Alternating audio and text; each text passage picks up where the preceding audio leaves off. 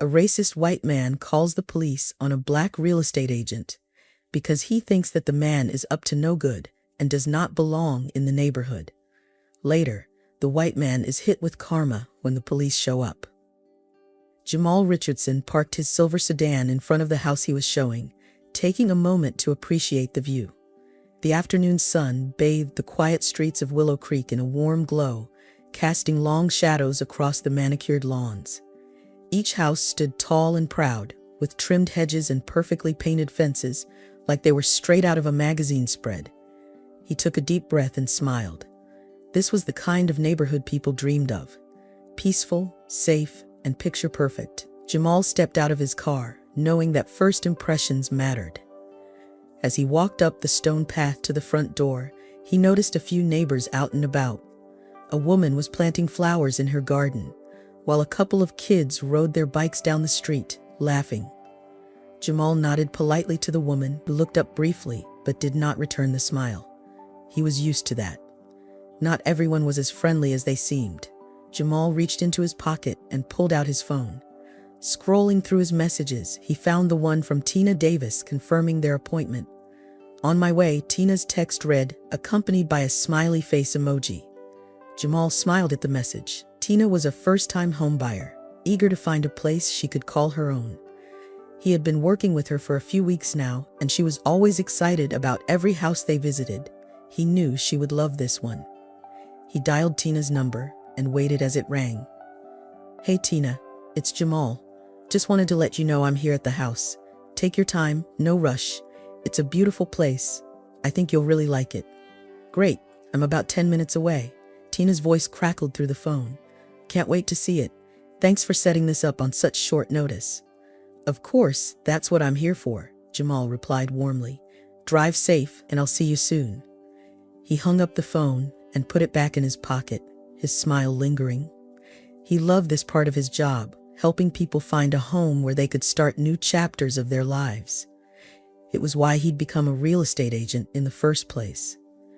Jamal approached the front door, reaching for the lockbox attached to the doorknob. He punched in the code and opened it, retrieving the key. As he slipped the key into the lock, he noticed a man across the street watching him. Jamal glanced up and met the man's eyes. The man, probably in his 50s, was sitting on his porch, his gaze fixed on Jamal. His expression was hard to read, somewhere between curiosity and suspicion. Jamal nodded politely in the man's direction, then turned back to the door. The man didn't nod back. Jamal shrugged it off. He was used to being watched when he worked in neighborhoods like this one. Some people were just overly cautious, especially when it came to strangers. The door clicked open, and Jamal stepped inside. He took a quick look around the house. A spacious living room with hardwood floors, a modern kitchen with stainless steel appliances, and large windows letting in plenty of natural light. It was just the kind of place Tina had been looking for. He could already picture her here, planning dinner parties and decorating the space with her vibrant style. Jamal's phone buzzed again, pulling him out of his thoughts. It was a text from Tina. "Almost there." He walked back out onto the front porch, eager to greet her. As he waited, he noticed the man across the street was still watching him. This time, the man stood up and started walking towards him. Jamal stayed where he was, keeping his posture relaxed. He'd dealt with curious neighbors before. A friendly conversation usually set them at ease. The man stopped at the edge of the lawn, his eyes narrowing as he looked Jamal up and down. He didn't introduce himself. "What are you doing here?" the man asked, his voice sharp. Jamal kept his tone polite. "Good afternoon, sir. I'm Jamal Richardson, a real estate agent with Evergreen Realty. I'm here to show this house to a client." The man didn't seem satisfied with that answer. "Do you have any proof of that?" Jamal raised an eyebrow. "Sure, I have my business card and my ID. I can show them to you if you'd like." He reached into his pocket to pull out his wallet, but the man held up his hand, stopping him. "Never mind," the man said, his voice cold. "I'll handle this my way." Before Jamal could respond, the man pulled out his phone and started dialing. Jamal watched as he walked back across the street, his back straight and his movements brisk. Jamal's heart sank as he realized what was happening. He had seen this before too many times. He took a deep breath, trying to keep his frustration in check. He didn't want to escalate the situation. He would handle this with patience and professionalism, just as he always did. Jamal stood on the porch, waiting as the neighborhood continued its quiet afternoon around him. Jamal stood on the porch of the house, trying to keep his thoughts calm and focused. He had dealt with suspicious neighbors before, but there was always that uneasy feeling when things escalated. The man across the street, Paul Sanders, if Jamal remembered the name from the mailbox correctly, hadn't exactly been friendly. Jamal watched as Paul continued talking on his phone, pacing back and forth on his lawn. Jamal couldn't hear what Paul was saying, but he didn't need to.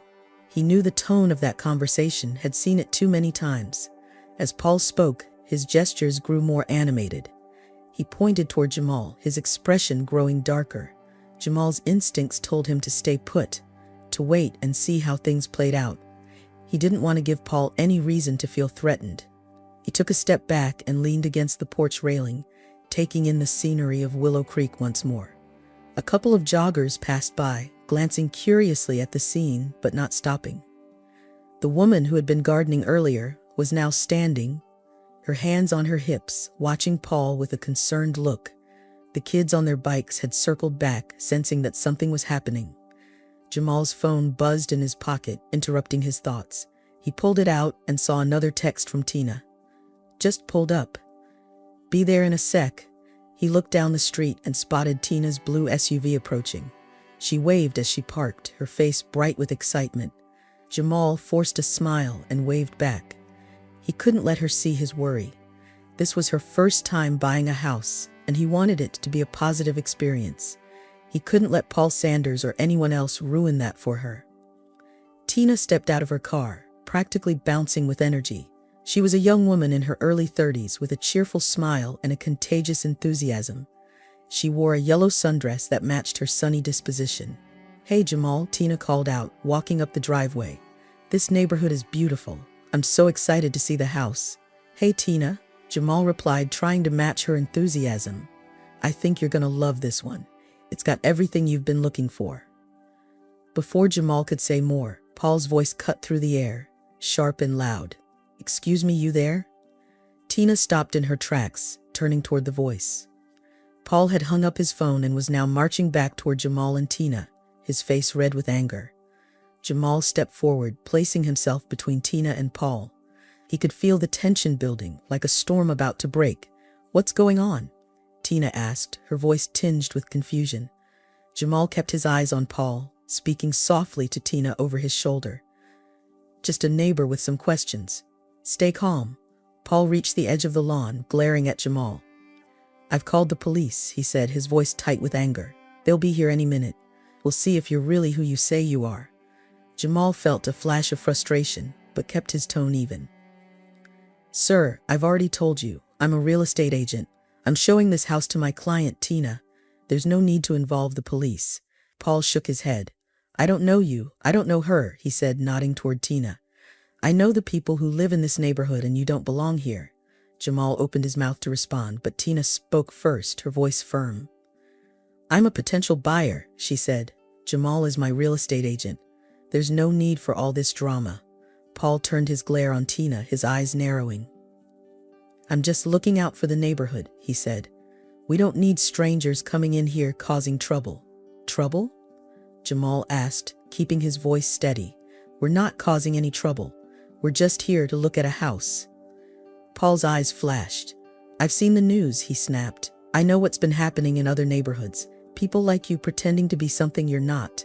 Scoping out houses to rob them later. I'm not gonna let that happen here.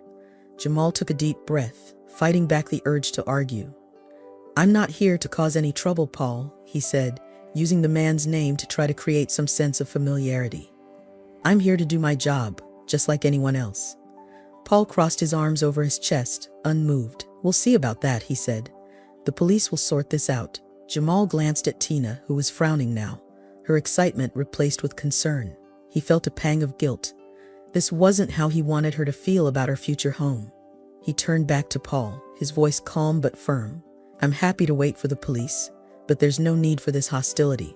I'm a professional, just like you were in your career. I'm sure we can handle this like reasonable adults. Paul snorted, clearly unimpressed. "We'll see," he repeated, turning on his heel and heading back to his porch. As Paul walked away, Jamal took a deep breath, trying to ease the tightness in his chest. He hated these moments, the way they made him feel like he was on trial, just for doing his job. He looked at Tina, who was watching Paul with a troubled expression. "I'm sorry about this," Jamal said softly. "This doesn't usually happen." Tina shook her head, her eyes still on Paul. "It's not your fault," she said. "Some people just can't see past their own fears." "It's sad, really." Jamal nodded, appreciating her understanding. "Let's just wait here for a few minutes. Once the police arrive, I'll explain everything and we can get back to the showing." Tina gave him a small, supportive smile. "Okay, Jamal, I trust you." Jamal felt a little of the tension leave his shoulders. Tina's trust meant a lot. As they waited, he kept his eyes on the street, watching for the police car that he knew would be coming soon. He had been through this before, and he knew he would get through it again. Still, the weight of the moment pressed down on him, a reminder of the barriers that still existed, even in neighborhoods as seemingly perfect as Willow Creek. He just hoped that once this was all over, Tina would still want to see the house. Jamal stood with Tina on the porch, trying to project a sense of calm. Inside, his thoughts were racing. He knew the police would arrive soon, and he needed to handle the situation carefully. He had dealt with these misunderstandings before, but they never got easier. He glanced at Tina, who was looking down the street, clearly anxious. "Jamal, I'm sorry you have to deal with this," Tina said quietly. "It's not right." Jamal gave her a small smile, grateful for her concern. "Thanks, Tina. I've dealt with worse. Let's just stay calm and let the police do their job. Once they see my credentials, this will all be over." Tina nodded, though her frown didn't disappear. Jamal could tell she was upset, and he didn't blame her. This was supposed to be an exciting day for her, a step towards finding her first home. Instead, it had turned into a confrontation, and Jamal felt responsible, even though he knew he wasn't at fault. A police car turned the corner at the end of the street, its lights flashing. Jamal took a deep breath, bracing himself. The car slowed as it approached, and Jamal could see two officers inside. One of them, a white man with a stern face, stepped out first, followed by a female officer who stayed near the car. Paul Sanders came out of his house again, waving his arms to get the officer's attention. "Over here," he called out. "This is the man I called about."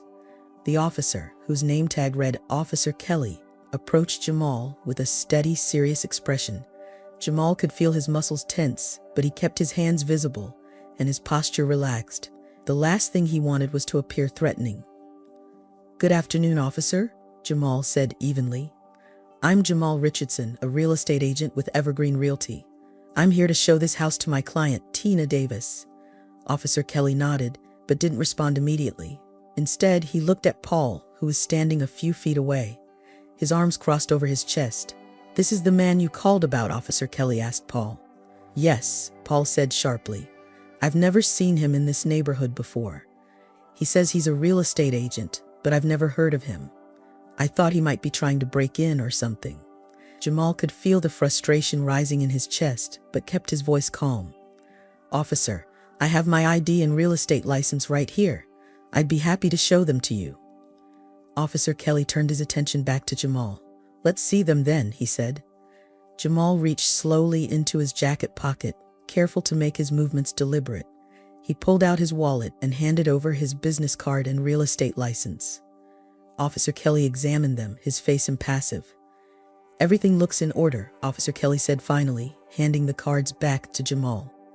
"Mr. Richardson, do you have any other form of identification on you?" Jamal nodded and handed over his driver's license. The officer looked at it, then at Jamal, then back at the ID. He handed it back without a word. "Mr. Sanders," Officer Kelly said, turning to Paul. "Mr. Richardson's identification checks out. He is indeed a licensed real estate agent." Paul's face reddened, but he wasn't backing down. "I don't care what his ID says," Paul snapped. "People can fake IDs. How do we know he's not here to scope out the place, looking for an easy target?" "Sir," Jamal said, unable to keep the frustration out of his voice entirely, "I'm just trying to do my job. I'm here to show a house to my client, nothing more." Tina stepped forward, her voice steady but laced with irritation. "Officer, I'm the client he's showing the house to. I asked Jamal to meet me here. There's nothing suspicious going on. Officer Kelly looked at Tina, then back at Paul, who was glaring at Jamal like he was waiting for him to make a wrong move. We have to be careful, Paul insisted. We can't just let anyone wander around here, pretending to be something they're not. Officer Kelly sighed, clearly feeling the tension in the air. He looked at Jamal again, his expression more thoughtful this time. Mr. Richardson, would you mind if I just checked with your office to confirm everything? It's standard procedure in cases like this. Jamal nodded. Of course, officer, you can call Evergreen Realty. They'll confirm everything. Officer Kelly took out his radio and walked a few steps away to make the call. Jamal could hear him speaking into the radio, giving his name and requesting a check on Jamal's credentials. Jamal stayed where he was, trying to remain patient, even though he could feel his pulse quickening. Paul stood there, arms still crossed, a self-satisfied look on his face. Tina shot him a glare, clearly fed up. Jamal just hoped the call would be quick so they could move past this and get back to the house showing. After a few minutes, Officer Kelly returned, his expression unreadable. I've spoken with your office, Mr. Richardson, he said. Everything checks out as you said. You're free to continue with your business here. Thank you, Officer Kelly, Jamal said. He wanted to say more to vent his frustration, but he held back. This wasn't the time for that. He just wanted to get back to work. Paul's face turned even redder. He opened his mouth to argue, but Officer Kelly held up a hand. Sir, I understand your concerns, but there's no evidence of any wrongdoing here. Mr. Richardson is just doing his job. Paul looked like he wanted to keep arguing, but after a moment, he just shook his head and stormed back toward his house. This isn't over, he muttered under his breath as he walked away. Officer Kelly turned back to Jamal and Tina, his tone softening. I apologize for the inconvenience, Mr. Richardson, Ms. Davis. Just trying to keep the peace, you know. Jamal nodded, managing a polite smile. I understand, officer. Thanks for your professionalism. Officer Kelly gave a curt nod, then headed back to his patrol car, his partner following. The police car pulled away, its lights flashing briefly before turning off. The street fell quiet again, the only sound the rustling of leaves in the breeze. Jamal turned to Tina, his shoulders sagging slightly. I'm sorry you had to see that, he said. It's not usually like this. Tina shook her head. You don't have to apologize, Jamal. You handled it well. I just wish people didn't jump to conclusions so quickly. Jamal nodded, his smile a little more genuine this time. Me too. Let's go see the house, shall we? I think you'll love it. Tina smiled, the tension in her face easing. Let's do it. As they stepped inside, Jamal took one last look at Paul's house across the street. He knew this wouldn't be the end of the matter, but for now he pushed those thoughts aside. He had a job to do and a client to make happy. That was what mattered.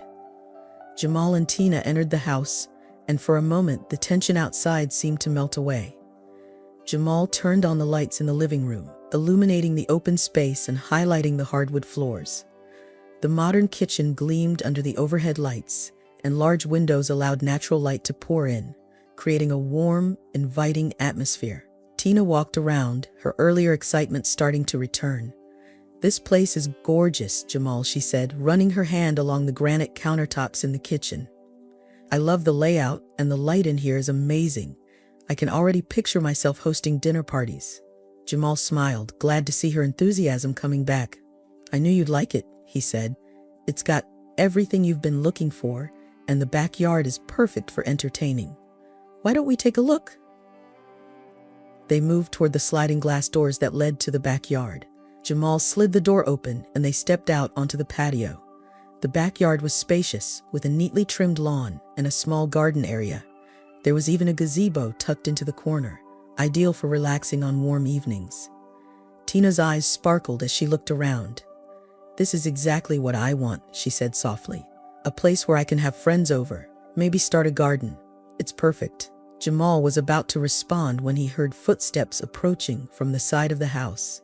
He turned and saw Paul Sanders standing on the other side of the fence, glaring at them. Jamal's heart sank. He had hoped the earlier confrontation would have been enough for Paul, but it was clear he wasn't done. Before Jamal could say anything, Paul called out, his voice loud and harsh. You're still here. I thought the police would have taken care of this by now. Jamal felt his frustration bubbling up again, but kept his voice calm. Paul, the police confirmed everything is in order. I'm here to show the house to my client, Tina. There's no problem. Paul ignored Jamal and addressed Tina instead. You should be careful who you trust, he said. You never know who's pretending to be something they're not. Just because he says he's a real estate agent doesn't mean you should believe him. Tina frowned, crossing her arms. I know who Jamal is, she replied firmly. I hired him. He's my agent, and I trust him. You need to stop this, Mr. Sanders. You're making a scene. Paul's face turned an even deeper shade of red. I'm not making a scene. I'm looking out for this neighborhood, for the people who actually live here and care about it. I don't want strangers coming in and causing trouble. Jamal took a step forward, trying to de-escalate the situation. Paul, we're not here to cause any trouble. We're just doing our jobs. I understand you want to protect your community, but this isn't the way to do it. Paul scoffed, waving Jamal off. You don't understand anything about this community. You don't belong here. Jamal felt a familiar sting at Paul's words, but tried not to show it. He had heard this kind of talk before, veiled behind words like community and protection. It was always the same message, that he didn't belong, that people like him didn't belong, but he wouldn't let Paul's words get to him. Tina, however, wasn't backing down. She stepped closer to Jamal, her voice firm. Mr. Sanders, I'm buying this house because I want to live in a neighborhood that's welcoming and friendly. You're not showing me that right now. If you have a problem with me being here, then maybe this isn't the right community for me after all. Paul opened his mouth to respond, but just then the sound of another police car approaching filled the air. Everyone turned to see a second patrol car pulling up in front of the house. Jamal's stomach tightened. This was escalating quickly, far more than he had anticipated. The car came to a stop and another officer stepped out. A tall African-American man with a calm demeanor. His name tag read, Officer Daniels. He looked from Jamal to Paul to Tina, taking in the scene before him. Good afternoon, folks, Officer Daniels said evenly. We got a call about a disturbance. What's going on here? Paul immediately launched into his complaint. This man claims to be a real estate agent, but I've never seen him before. I'm just trying to protect our neighborhood from strangers who don't belong. Officer Daniels looked at Jamal, his expression neutral. Sir, do you have your credentials with you? Jamal nodded and handed over his ID and business card again. I already spoke with Officer Kelly, and he confirmed everything with my office, Jamal said. I'm here to show this house to my client, Tina Davis. We're not causing any trouble. Officer Daniels took the ID, glanced at it, then returned it to Jamal. I appreciate your cooperation, Mr. Richardson, he said. He turned to Paul. Sir, I've checked Mr. Richardson's credentials and they're legitimate. There's no need for further action. Paul looked furious. This is ridiculous. You're just going to take his word for it? What if he's lying? Officer Daniels' voice remained calm but firm. Mr. Sanders, I've verified his credentials and there's no indication of any wrongdoing. I suggest we all go about our business and let Mr. Richardson continue with his work. Paul glared at Officer Daniels, then at Jamal, before finally storming off, muttering under his breath. Jamal watched him go, a mix of relief and frustration washing over him. He had hoped for a peaceful resolution, but it seemed like Paul wasn't going to let things go so easily. Officer Daniels turned to Jamal and Tina, his expression softening. I'm sorry you had to deal with this, Mr. Richardson, Miss Davis. Some people can be a little overzealous about their neighborhood security. Tina nodded, her voice calm. Thank you, Officer Daniels. We just want to look at the house in peace. Officer Daniels nodded. I understand. If there's anything else, don't hesitate to call us. He gave them a reassuring smile before heading back to his patrol car. As the police car drove away, the street fell quiet again. Jamal looked at Tina, who was still frowning slightly. Let's go inside and finish the tour, Jamal suggested gently. We'll make sure you get a good look at everything.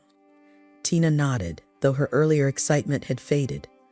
They walked back inside, Jamal closing the sliding door behind them. He led Tina through the rest of the house, pointing out the features and answering her questions. But he could feel the tension lingering in the air. Jamal knew this wasn't over, Paul's words and actions had stirred something up, not just in the neighborhood, but in Jamal himself. He tried to shake off the feeling, focusing on Tina's questions and the details of the house. But the weight of what had happened stayed with him. As they finished the tour, Tina turned to Jamal, her eyes serious. "I love the house, Jamal," she said. "But after what just happened, I'm not sure I want to live in a place where people think like that." Jamal nodded, understanding her concern. "I get it, Tina, and I'm sorry you had to deal with that today. It's not fair and it's not right." Tina sighed. "I just want to find a place where I feel welcome, where I don't have to worry about my neighbors calling the police on me because they don't like the way I look." Jamal reached out and squeezed her shoulder. "We'll find that pace, Tina, I promise. Whether it's here or somewhere else, we'll find it." Tina managed a small smile. "Thanks, Jamal. I know you will." As they walked back to the front door, Jamal glanced across the street at Paul's house. The curtains in the front window shifted slightly, as if someone had been watching. Jamal turned away, his mind already thinking ahead to the next steps. He would make sure Tina found her perfect home, no matter what it took. But as he locked up the house and walked Tina to her car, he couldn't shake the feeling that this incident was far from over. The confrontation had left a mark, not just on him and Tina, but on the entire neighborhood. And Jamal knew that sooner or later, those ripples would reach everyone. Jamal locked the door to the house and handed the keys back to Tina, trying to keep his expression neutral. He could still feel the tension in his muscles, the tightness in his chest from the confrontation with Paul Sanders. As they walked back to Tina's car, the quiet of the neighborhood seemed almost mocking, as if nothing had happened, as if everything was normal. "Jamal," Tina said softly as they reached her car, "I'm really sorry about all this. I can't believe that man had the nerve to act like that. This was supposed to be a good day." Jamal smiled at her, though it didn't quite reach his eyes. "It's not your fault, Tina. You didn't do anything wrong. Unfortunately, this kind of thing happens sometimes. I just hope it doesn't make you rethink looking for a house. You deserve to find the perfect home, just like anyone else." Tina looked down at the keys in her hand, her brows furrowed. "It's not that I don't want to keep looking. I do. I don't want to have to deal with neighbors who are going to judge me before they even know me." Jamal nodded, understanding her hesitation. "I get that. But remember, one person doesn't speak for everyone. There are plenty of people out there who are welcoming and open-minded. Don't let one bad apple spoil the whole bunch." Tina gave him a small, grateful smile. "Thanks, Jamal. I appreciate that. And thank you for handling everything so professionally today. I don't know what I would have done if I were in your shoes. It's part of the job," Jamal said with a shrug, trying to downplay the frustration he still felt. "Let's keep in touch, okay? We'll find you the right place." Tina nodded and climbed into her car. As she drove away, Jamal watched her go, his smile fading. He turned back toward his own car, only to see Paul Sanders standing at the edge of his lawn again, watching him. The two locked eyes for a moment, and Jamal could see the anger still simmering in Paul's expression. Jamal ignored him and started walking back to his car. He didn't get far before Paul called out to him. "Hey, this isn't over, you know. I'm going to make sure everyone in this neighborhood knows what kind of person you really are." Jamal stopped, turned slowly to face Paul. He kept his voice calm, his tone measured. "And what kind of person is that, Paul? A real estate agent doing his job?" Paul scoffed, taking a step closer. "I don't know what you're up to, but I don't trust you. People like you don't just come into places like this without a reason." Jamal felt a flash of anger but pushed it down. "Paul, I'm not here to cause trouble. I'm here to help people find homes. That's it. Why can't you understand that?" "Because it's not true," Paul snapped. "I've seen the news. I know what's happening in other places. People pretending to be agents, casing houses, robbing people blind. I'm not going to let that happen here." Jamal's patience was wearing thin. He stepped forward, keeping his eyes locked on Paul's. "I'm not pretending, Paul. I'm a licensed, legitimate real estate agent. The police confirmed it. What more do you need?" Paul's face flushed with anger. "I need you to leave this neighborhood alone. We don't want your kind here." Jamal's jaw tightened. "My kind? What exactly do you mean by that?" Paul hesitated, his eyes narrowing. You know what I mean. People who don't belong. People who bring trouble. Jamal took a deep breath, feeling the sting of Paul's words. He knew arguing wouldn't change Paul's mind, wouldn't erase the ignorance and prejudice that had taken root in his heart, but he couldn't just walk away without saying something. Paul, people like me, hardworking, honest people, belong wherever they want to be. This neighborhood isn't just for you. It's for anyone who wants to live here and be a part of the community. I'm not going to let your fear and anger push me out. Before Paul could respond, the sound of a camera shutter clicking broke the tension. Jamal and Paul both turned to see a young woman standing on the sidewalk, a camera in hand. She had a notepad tucked under her arm and wore a press badge around her neck. Jamal recognized her from the local news station. "Excuse me," she said, stepping closer. "I couldn't help but overhear. I'm a reporter with the Willow Creek Gazette. Do you mind if I ask you a few questions?" Paul looked like he had swallowed something sour. "What are you doing here?" The reporter smiled politely. "I was covering a community event a few blocks away when I got a tip about a disturbance involving the police. Can either of you tell me what happened?" Jamal glanced at Paul, whose face had gone pale. He turned back to the reporter. "There was a misunderstanding. I'm a real estate agent showing a house to a client. A neighbor called the police, thinking I didn't belong here. The police confirmed my credentials and everything is fine." The reporter's eyes flicked to Paul. "And you're the neighbor who made the call?" Paul's mouth opened and closed, but no sound came out. Jamal could see the fear and embarrassment in his eyes, the realization that his actions might become public knowledge. Paul stammered. "I was just looking out for the neighborhood. We have to be careful, with all the things you hear on the news." The reporter nodded, taking notes. "I understand, but it seems like the situation was handled peacefully. Is there anything else either of you would like to add?" Jamal shook his head. "No, that's all. I just want to do my job without any more interruptions." The reporter turned to Paul, waiting. Paul hesitated, then shook his head. No comment." "Thank you for your time," the reporter said, turning away. As she walked down the street, Jamal saw her take a few more pictures of the neighborhood, her notepad at the ready. Paul glared at Jamal. "This isn't over," he muttered, before turning and heading back to his house. Jamal watched him go, feeling a mixture of relief and frustration. The truth was out, but it didn't feel like a victory. He knew Paul's type. He wasn't going to change overnight, if at all. But at least now others would see what Jamal had been dealing with. Maybe it would make a difference. Maybe it would open some eyes. Jamal took a deep breath and walked to his car. He still had work to do, clients to meet, and houses to show. As he started the engine, he glanced at Paul's house one last time. The curtains in the front window shifted and Jamal knew someone was watching. He drove away, the sun dipping lower in the sky, casting long shadows over Willow Creek. The neighborhood looked peaceful again, but Jamal knew that peace was fragile.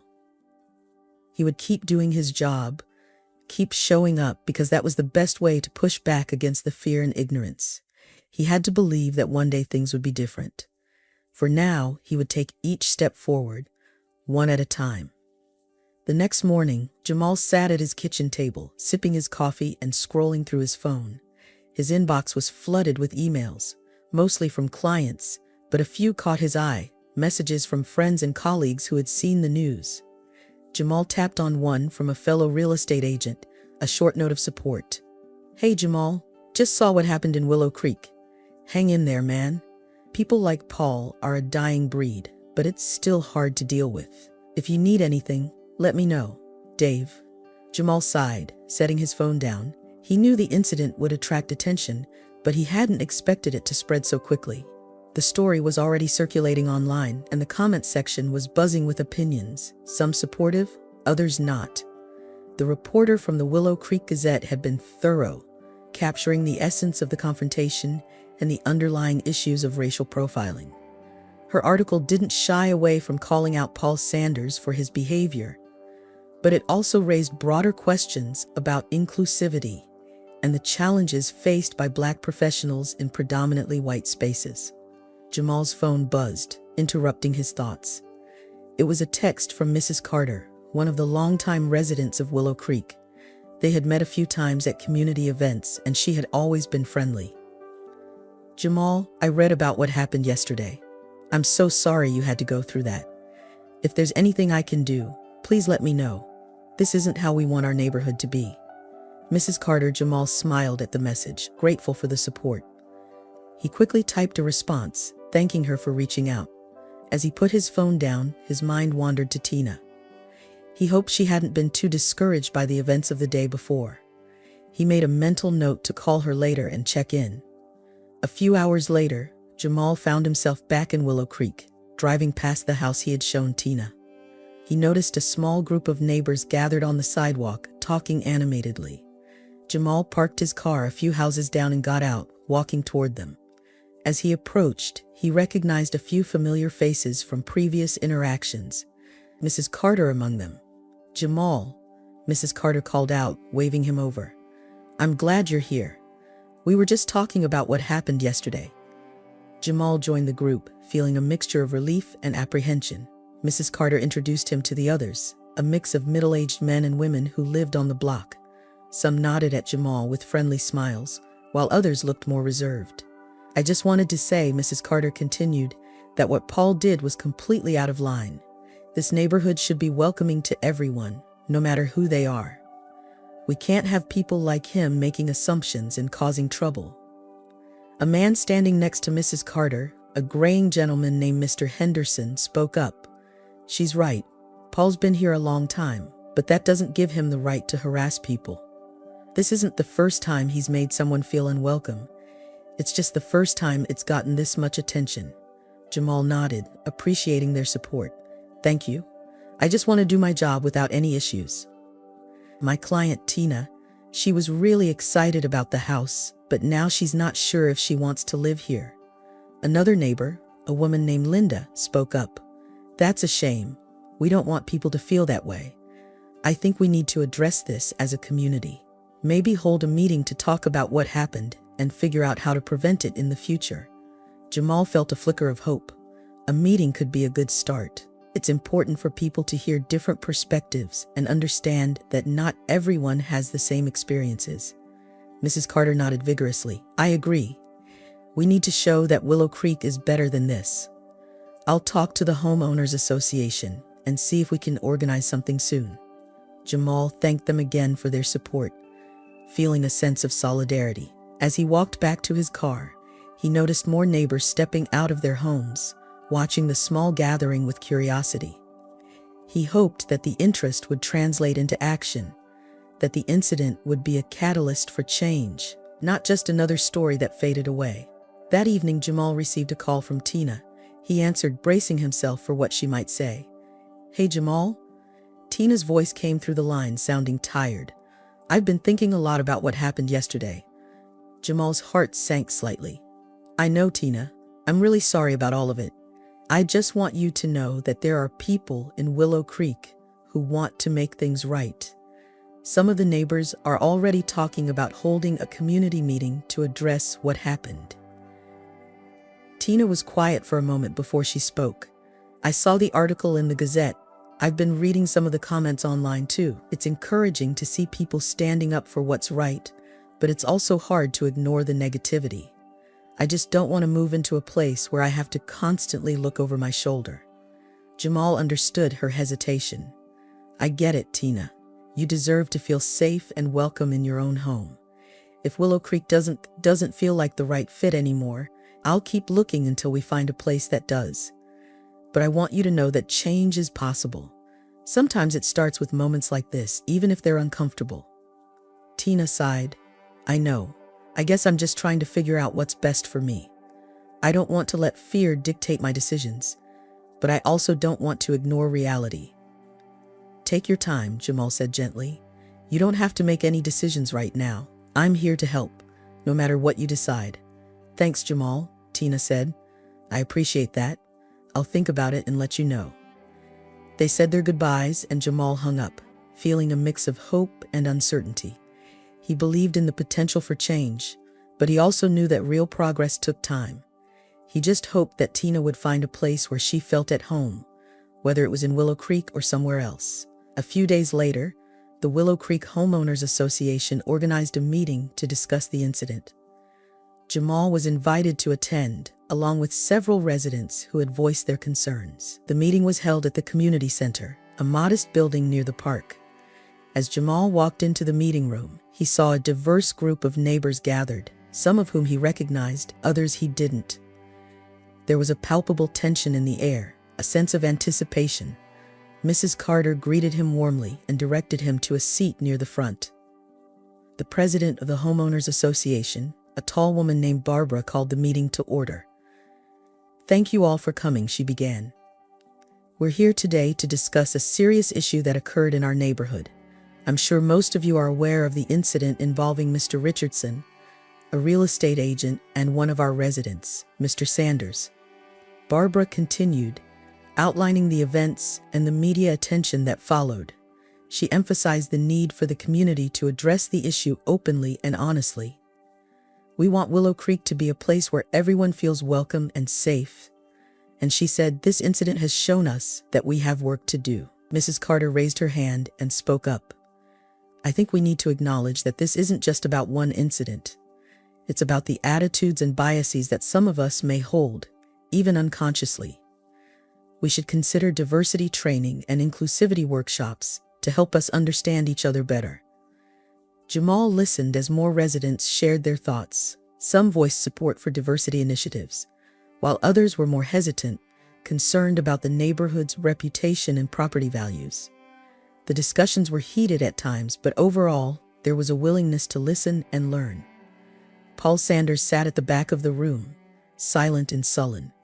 Jamal watched him, wondering what he was thinking. Would he admit his mistake, or would he continue to cling to his prejudices? The meeting continued, with more residents speaking up, sharing their perspectives and ideas for improvement. As the meeting drew to a close, Barbara turned to Jamal. "Mr. Richardson, would you like to say a few words?" Jamal stood, feeling the weight of the room's attention on him. He took a deep breath before speaking. "Thank you, Barbara, and thank you all for being here. I know this isn't an easy conversation, but it's an important one. I've worked in real estate for a long time, and I've seen how important it is for people to feel welcome in their communities. What happened the other day was difficult, but I believe it can be a catalyst for change." He paused, looking around the room. "We all want the same things: safety, security, a sense of belonging. But those things shouldn't come at the expense of others. We have to find a way to build a community where everyone feels they belong, regardless of their background or appearance. It starts with conversations like this and a willingness to look at ourselves honestly." Jamal nodded toward Mrs. Carter. "I support the idea of diversity training and inclusivity workshops. I think it's a step in the right direction. I'm willing to help in any way I can because I believe Willow Creek can be the kind of place where everyone feels at home." The room was quiet for a moment before a few people started to clap. The applause spread, and soon the entire room was clapping. Jamal felt a sense of relief mixed with cautious optimism. He knew that change wouldn't happen overnight, but this was a start. As the meeting ended, people approached Jamal to shake his hand and offer their support.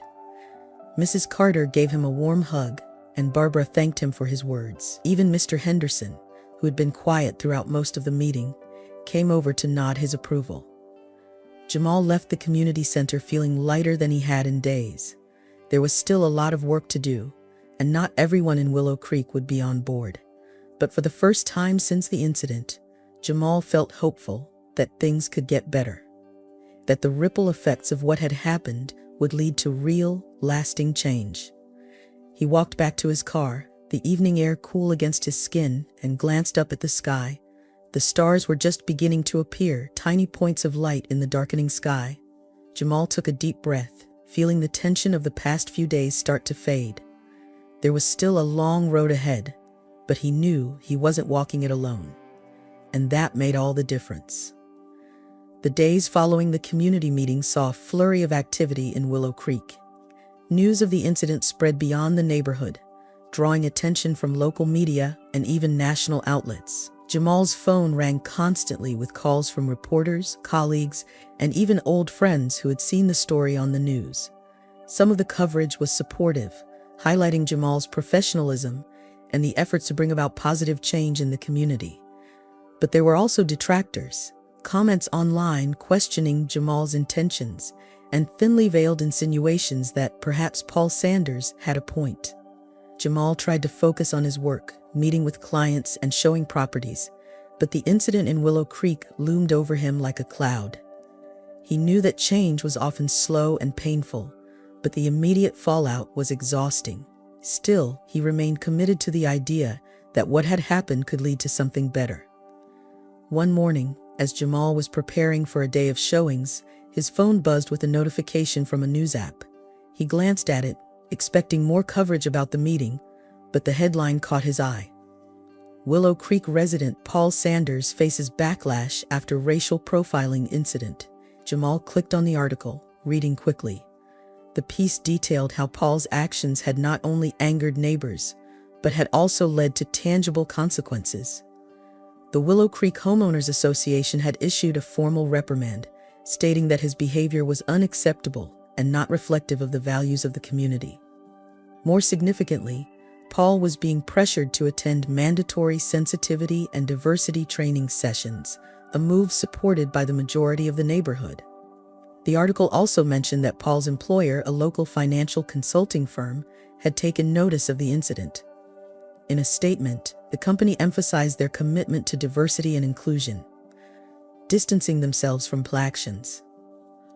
Paul's part-time consulting job offer had been rescinded, citing the negative publicity as the reason. Jamal felt a mix of emotions reading the article. He didn't take pleasure in Paul's downfall, but there was a sense of justice in knowing that Paul's actions had real consequences. It wasn't about revenge. It was about accountability. Jamal knew that without consequences, behavior like Paul's would continue unchecked. This was a step toward ensuring that everyone thought twice before acting out of prejudice. Later that day, Jamal found himself back in Willow Creek for another showing. As he parked his car, he noticed Paul standing on his porch, his shoulders slumped, looking out at the street with a vacant expression. Jamal could see the toll that the past few days had taken on him. Paul looked older, more tired, as if the weight of his actions had finally caught up with him. Jamal had no intention of approaching Paul, but as he stepped out of his car, Paul called out to him. "Jamal, wait," Paul said, his voice lacking its usual sharpness. Jamal turned, staying by his car. "What is it, Paul?" Paul hesitated, as if searching for the right words. I wanted to apologize," he said finally, "for everything. I've been getting a lot of heat from the neighborhood, my job, even my own family. I didn't mean for things to get this bad. I thought I was doing the right thing." Jamal crossed his arms, looking at Paul. "And what exactly did you think you were doing, Paul? Protecting the neighborhood from someone like me? From someone who was just trying to do his job?" Paul's eyes dropped to the ground. "I don't know," he muttered. I've lived here for so long, and I've seen the changes, the news. I thought I was keeping the neighborhood safe, but now I see how wrong I was." Jamal stayed silent, letting Paul's words hang in the air. He could see the shame in Paul's eyes, the regret that had come too late. Paul took a step closer, his voice breaking. "I know my apology doesn't change anything. I'm sorry. I've lost friends over this. My job, my own wife is mad at me. I know I messed up, and I know I can't take it back. I just want you to know that I'm sorry." Jamal took a deep breath, considering his response. He didn't want to dismiss Paul's apology, but he also didn't want to let him off too easily. "Paul, what you did hurt a lot of people, not just me. Your actions showed a lack of trust, a lack of respect. Saying you're sorry is a start, but it's not enough. You need to do better. We all do. It's about more than just words. It's about actions." Paul nodded slowly, his face lined with the weight of his mistakes. "I know. I'm going to take those diversity training sessions seriously. I don't want to be that person anymore." Jamal nodded. "Good. That's a step in the right direction. Just remember, change doesn't happen overnight. It's about what you do every day. It's about being better, not just feeling bad." Paul looked up at Jamal, a flicker of gratitude in his eyes. "Thank you, Jamal, for hearing me out and for not just walking away." Jamal gave a small nod. "I believe people can change, Paul, but it's up to you to prove it." With that, Jamal turned and walked away, leaving Paul standing on his porch. As Jamal headed to the house for his showing, he felt a sense of closure. The incident had opened a wound, but perhaps it had also started the healing process, not just for Paul, but for the entire neighborhood. In the weeks that followed, Willow Creek began to implement changes. The Homeowners Association organized workshops on diversity and inclusivity, inviting experts to speak about understanding biases and building a more inclusive community. Attendance was high, and Jamal was invited to participate, sharing his experiences and perspectives. Mrs. Carter became a vocal advocate for change, rallying her neighbors to take part and to embrace a more open-minded approach. Tina decided to continue looking for a house, but she didn't rule out Willow Creek. She appreciated the efforts being made and felt more hopeful about the future. "I just want to live somewhere that feels like home," she told Jamal. "And I think that's possible, even here." Jamal continued to do his job, showing homes and meeting new clients. The incident with Paul had been a turning point, not just for the neighborhood, but for Jamal as well. It had reminded him of the challenges he still faced, but it had also shown him the strength of his resolve and the power of community. One afternoon, as Jamal was driving through Willow Creek, he saw Paul walking his dog.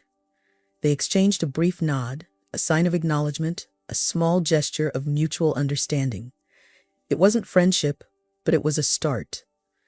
Jamal knew there would always be challenges, that prejudice and ignorance wouldn't disappear overnight, but he also knew that every step taken toward understanding was a step worth taking.